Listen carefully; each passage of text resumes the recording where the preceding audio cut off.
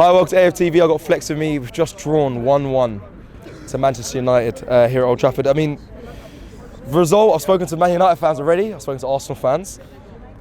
I've asked them, were we lucky today? Yeah. A lot of them said no. Maybe one said a yes. Only one Arsenal fan said you was lucky today? Yeah. I'm not surprised actually. Robbie said no. It's not lucky if he's paid that much money for a goalkeeper and he does what he's supposed to do. It's not luck. Okay, all right. So I understand that point, but obviously you were there with us today. He's the reason you went 1-0 down. How about that? That free kick. Yeah. It was a good free kick from Bruno, but it wasn't exceptional. Well, some people said right in the corner. Some people saying that was just what BBC and Sky Sports saying that the yards were too far back. They did 11.2 yards back. He miscounted it, the referee. So that gave it extra.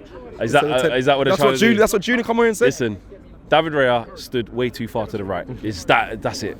Yeah, because when the ball goes in, it's not in the corner. It's a good strike. It is, but it's not a great strike. And clutch. I said I needed Bruno to come up with something. I needed him to come up with something, but he divides the fans, doesn't he? He does, and I don't get why some people can, like in a season like this, when we're this bad, how can you just look at the guy who's putting up the numbers, like in this season? I don't get it, and not just putting up numbers in this season, since he's come here, like. If anything, this winds Arsenal fans up all the time. I'm saying with the Odegaard thing versus him, but I'm telling you now, like he has the end product. Yeah, but he has the end product. Like in a team that's not doing anything, that has nothing, he can produce this. I don't see, when I look at the other two, Odegaard had loads of touches in the 8th position. It's nice and neat. It's on the half turn. It's a little set. It's a little this. You need the end product. If you're going to play that position and rely on the player to be that, then they have to have the end product. And he does that for you. I'll give you that. I'll give that to you. I understand why. I understand why fans are on him. I do a little bit. Well, from a stat, you know I understand just because he's I get the arms. So, as a character, you can say that he's a bit moany and but in terms of the guy's output, he's pulling you guys through. If he played for you and Odegaard played for us, there's no way that Odegaard would do what Bruno's doing in this awful team. Not a chance. But there's more chance. In fact, I'm almost certain that if Bruno played in your team, he'd get them same numbers plus more. Well, that's an interesting way to. That's definitely an interesting way to look at it. I need to ask you. I had Saeed on earlier, and he was saying that this is one of the best performances he's seen, especially the way they played today. It actually showed like they wanted to attack today. He hasn't seen that. Is that fair to say? I think we approached the game perfectly. Yeah. You have to remember the context of what Man United are this season. So in the context of what we are and where we are in the league, we played the game perfectly. We've just seen the Arsenal against West Ham and Arsenal against Forest, when you're without these attackers, just sit back. Just sit. Newcastle done it to you as well, actually. Obviously, they are actually good. But they did the same thing, home and away. Facts. They did it at St James's Park for the 1-0, and they did it both legs of the Carabao. But and that's when you had players. But this version of Arsenal, where they don't have the players, just sit back. Frustrate Arsenal. You're coming off the PSV 7-0, 7-1 thing, whatever, Don't go have a go at Arsenal. Respect them. Respect them for what they are, which is a good footballing team if you have a go, but also know their weakness in this moment. And Arsenal's weakness in this moment, we can all see it. Sit in, play with a back five. And you saw it, our fans, I know in the first half, oh, come on, get out there. I said, they're moaning early a lot. It's 10 minutes. This is the right thing, because at the end of the day, you get in possession, but you get into that final third, who's dealing with it? That's context. That's where you are. That's where we are. And Onana didn't have a save to make in the first half. And can you look for a moment? So just before the end of the first half, we got the moment, and we were very comfortable. I thought De Ligt was comfortable in doing what he needed to do. Lindelof never plays. He's been terrible. He's leaving at the end of the season. He came in and played well. Lenny Yoro in the first half before he got injured, he was fine.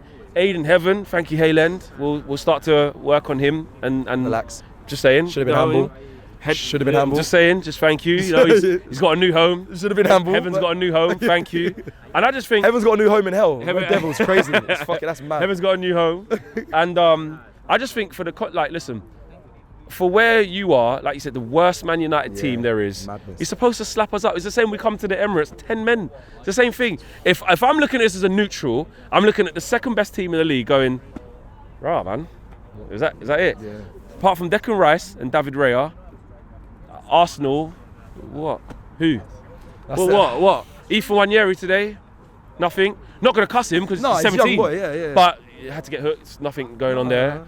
Trossard, nothing. And Marino out of the middle, nothing. Partey, yeah, keep side to side, neat, whatever. Odegaard, yeah, this little thing, all of that.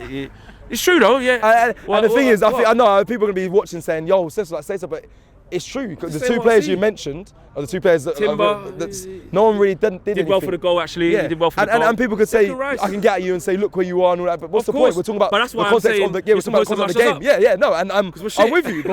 Before this game, I said 3-0. We went live. We were giving you stick. But where's Gooner Lee as well? Where's? Because I sat there, yeah, on AFTV with Gooner Lee and all that. He's telling me be humble, yeah. That's fine. You can, be humble from 15th. I want this. I want to mash them up. Where is he? He ain't messaged me. He ain't tweeted me. He ain't rang me. Well, the result we redrew, innit? So it's just that's how it is. Running off his mouth. I know. Where's the accountability for the man? Where's the accountability for? Where's the accountability for 80% of your team, Lee? Where is it? Because like I said, apart from Declan Rice, who's amazing by the way, does everything. Incredible. Does everything. What's a goal? What tackle? Apart from David Raya, who was the reason he was 1-0 down, but he repaid that. He was coming like overly repaid. He was coming like De Gea 17, 18. I remember, bro. Especially against Well, I'm going right. I drug test his brother after the game. I don't know how he had them saves after. He was going to where the ball was going to go before he got this. I was going raw. I couldn't believe it. So, but I hear you. Yeah, hold that, Gooner Lee. That's you. Just him one. Because he was the one bigging up his chest. His chest is big anyway. You know what I mean? No. So really, it's more of a damning indictment on you than it is on us. We're 15th and just want to get through to Thursday and survive.